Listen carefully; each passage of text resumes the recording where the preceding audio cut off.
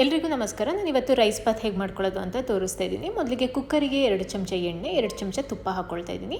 ಅದೆಲ್ಲ ಬಿಸಿ ಆದ ನಂತರ ಮಸಾಲ ಸಾಮಾನು ಹಾಕ್ಕೊಳ್ತಾ ಇದ್ದೀನಿ. ನಂತರ 2 ಕಟ್ ಮಾಡ್ಕೊಂಡಿರೋ ಈರುಳ್ಳಿ, 4 ಕಟ್ ಮಾಡ್ಕೊಂಡಿರೋ ಹಸಿಮೆಣಸಿನ್ಕಾಯಿ ಹಾಕ್ಕೊಂಡು ಈರುಳ್ಳಿ ಕಲರ್ ಚೇಂಜ್ ಆಗೋವರೆಗೂ ಫ್ರೈ ಮಾಡ್ಕೊಳ್ತೀನಿ.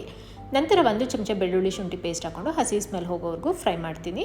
ನಂತರ 1 ಕಟ್ ಮಾಡ್ಕೊಂಡಿರೋ ಟೊಮೆಟೊ ಹಣ್ಣು, ರುಚಿಗೆ ತಕ್ಕಷ್ಟು ಉಪ್ಪನ್ನ ಹಾಕಿ ಟೊಮೊಟೊ ಮೆತ್ತಗಾಗೋವರೆಗೂ ಫ್ರೈ ಮಾಡ್ಕೊಳ್ತೀನಿ. ಒಂದು ಅರ್ಧ ಕಪ್ಪಿನಷ್ಟು ಅವರೆಕಾಳನ್ನ ಹಾಕ್ಕೊಂಡು ಒಂದು 2 ನಿಮಿಷ ಫ್ರೈ ಮಾಡ್ಕೊಳ್ತೀನಿ. ಅವರೆಕಾಳಿಲ್ಲ ಅಂದರೆ ಹಸಿ ಬಟಾಣಿ ಇದ್ದರೆ ಅದನ್ನು ಕೂಡ ಹಾಕ್ಕೊಳ್ಬೋದು. ನಂತರ 2 ಚಮಚ ಮೊಸರು, 1 ಚಮಚ ಖಾರದ ಪುಡಿ, ಅರ್ಧ ಚಮಚ ಅರಶಿನದ ಪುಡಿ, 1 ಚಮಚ ಕೊತ್ತಂಬರಿ ಪುಡಿ ಹಾಕಿ ಹಸಿ ಸ್ಮೆಲ್ ಹೋಗೋವರೆಗೂ ಫ್ರೈ ಮಾಡ್ತೀನಿ. ನಂತರ 1 ಗ್ಲಾಸಷ್ಟು ಅಕ್ಕಿ ಹಾಕ್ಕೊಳ್ತಾ ಇದ್ದೀನಿ. ಇದಕ್ಕೆ 2 ಗ್ಲಾಸಷ್ಟು ನೀರನ್ನು ಸೇರಿಸ್ಕೊಳ್ತಾ ಇದ್ದೀನಿ.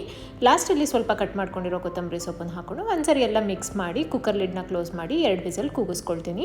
2 ವಿಸಲ್ ಆದ ನಂತರ ತೋರಿಸ್ತಾ ಇದ್ದೀನಿ. ಒಂದ್ಸರಿ ಎಲ್ಲದು ಈ ರೀತಿ ನಿಧಾನಕ್ಕೆ ಮೇಲೆ ಕೆಳಗೆ ಮಾಡಿದ್ರೆ ಟೇಸ್ಟಿಯಾಗಿರೋ ಸಿಂಪಲ್ ಆಗಿರೋ ರೈಸ್ ಬಾತ್ ರೆಡಿಯಾಗಿದೆ. Thank you for watching.